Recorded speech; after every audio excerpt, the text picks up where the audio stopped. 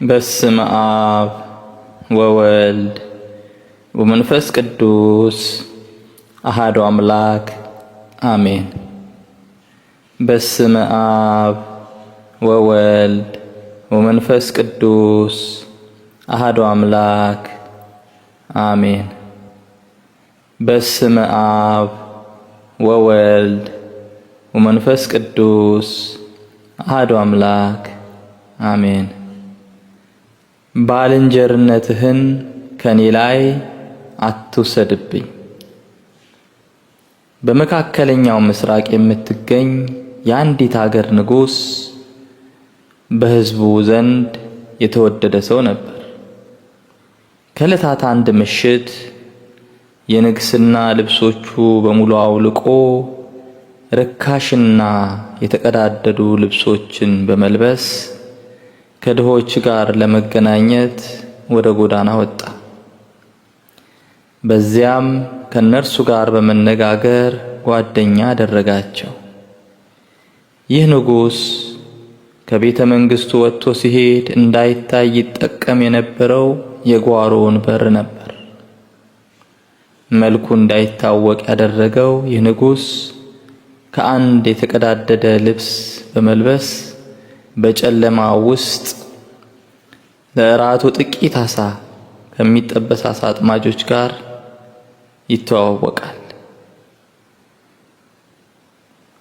ንጉሡ ሞቅ ያለ ሰላምታ ከሰጠ በኋላ አጠገቡ ሄዶ ተቀመጠና ከእርሱ ጋር መነጋገር ጀመረ። ዓሣ አጥማጁ በሚያደርገው ንግግር እርግጠኛ ነበር። ንግግራቸው ተራዝሞ ራት ሰዓት ላይ ስለደረሰ ዓሣ አጥማጁ የተጠበሰውን ዓሣ ንጉሡ አብሮት ይበላ ዘንድ ይጋብዘዋል። ንጉሡም ዓሣ አጥማጁ የጋበዘውን ግብዣ በአክብሮት ተቀብሎ መመገብ ይጀምራል። ከዚህ በኋላም ዓሣቸውን እየተመገቡ ጨዋታቸውን ይቀጥላሉ። ዓሣ አጥማጁ ዓሣ ስለማጥመድ ሲያጫውተው ንጉሡ በታላቅ ፍላጎት ያዳምጠው ነበር። ስለ ራሱ ሕይወትና ስለ ዓሣ አጥማጆች ጓደኞቹ ሕይወትም እያነሳ ያጫውተው ነበር። አንዳንድ ጊዜም ስለ መንግሥት ኢኮኖሚና ስለ ዓለም አቀፉ ፖሊሲም እያነሳ ያወራው ነበር። ይህን ሁሉ ሲያወራው ንጉሡ የዓሣ አጥማጁን ልብና ሐሳብ የሚማርኩ ሐሳቦችን በመስጠት በእርሱ ዘንድ የነበረውን አለመረዳት ያስተካክል ነበር። በመጨረሻም ዓሣ አጥማጁ ለንጉሡ እንዲህ አለው፣ ወዳጄ ሆይ አደንቅሃለሁ። ሌሊቱን ሙሉ ካንተ ጋር ባሳልፍ ደስ ይለኝ ነበር። ይሁን እንጂ ወደ ቤተሰቦቼ መሄድ አለብኝ። አንተም ወደ ቤተሰቦችህ እንደምትሄድ አምናለሁ። በጓደኝነትህና በፍቅርህ ተደስቻለሁ። ከጥበብህም ብዙ ተምሬያለሁ። በድጋሚ ተገናኝተን የምንጨዋወትበት ጊዜ ቢኖርህ በጣም ደስተኛ ሆናለሁ። ንጉሡም እንዲህ በማለት አመሰገነው። ውድ ወንድሜ ሆይ ከአንተ ጋር ስለተጨዋወትሁና አንተን ስላወቅኩህ ደስተኛ ሆኛለሁና አመሰግናለሁ። አሁን አንድ ትሁት፣ ብልህ፣ ለጋስ፣ ግልጽ አስተሳሰብ ያለውና ደግ ጓደኛ አግኝቻለሁ። በየዕለቱ እንዳይህና ከአንተ ጋር መልካም ጭውውት እንዲኖረኝ እፈልጋለሁ። ከዚህ በኋላ ንጉሡ እጅግ ደስተኛ ሆኖ ወደ ቤተ መንግሥቱ ተመለሰ።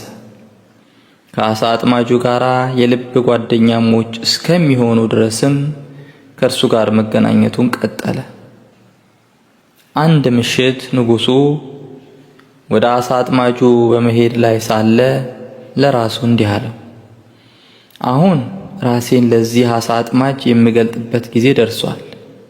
አንድ የተለየ አገልግሎት ወይም ገንዘብ የሚፈልግ ከሆነም እርሱና ቤተሰቦቹን ጓደኞቹን እረዳቸዋለሁ።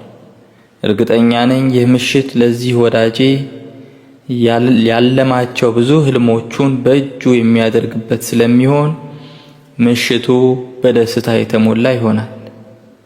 እኔም ይህንን ሰውና በዙሪያው ያሉትን ሰዎች የማስደስትበት ምሽት ስለሚሆን ምሽቱ በደስታ የተሞላ ምሽት ነው የሚሆንልኝ። በመሆኑም ንጉሡ ማንነቱን ለአሳ አጥማጁ ገለጠለት። አሳ አጥማጁ ተደነቀ፣ ተረበሸ። ይሁን እንጂ ንጉሡ አረጋጋው። በመቀጠልም እርሱና ወዳጆቹ የሚያስፈልጓቸውን ነገሮች ይጠይቀው ዘንድ ግድ አለው። አሳ አጥማጁ ንጉሡን በአድናቆት ትኩር ብሎ ሲመለከተው ከቆየ በኋላ እንዲህ አለው፣ ግርማዊነቶ፣ ስለ እርሶ ብዙ ሰምቻለሁ። ለሕዝቦ ስላሉት ፍቅርና ቸርነትም አድምጫለሁ። ይህን ያድርጉ እንጂ ይህን ያህል ወደ ታች ዝቅ ብለው ከኔ ጋር በደስታ ይኖራሉ ብዬ ግን አላሰቡ። እርሶ ለብዙዎች ብዙ አገልግሎቶችና ስጦታዎች ሰጥተዋል። ለኔ ግን ራስዎን ጓደኛና ወንድም አድርገው ስለሰጡኝ እኔ ከሁሉም የበለጠ እድለኛ ሰው ነኝ። ስለሆነም እኔ የማቀርብሎት ጥያቄ ባልንጀርነቶን ከኔ ላይ እንዳይወስዱብኝ ነው።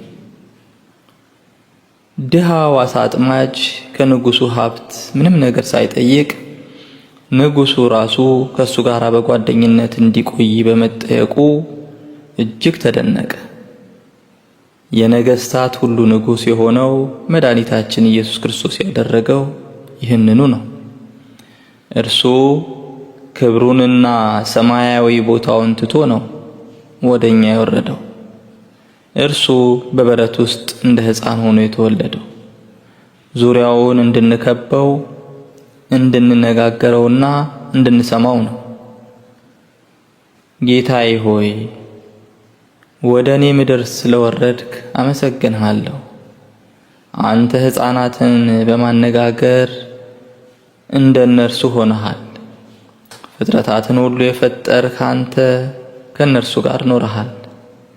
አንተ ከራስህ ሰማያት የወረድኸው እኛን ወደዚያ ለመውሰድ ነው።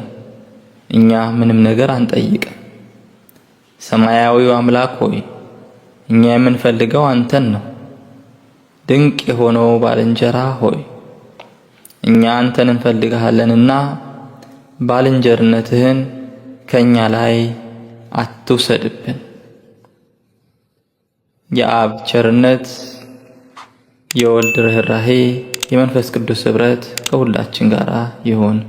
ወስብሐት ለእግዚአብሔር።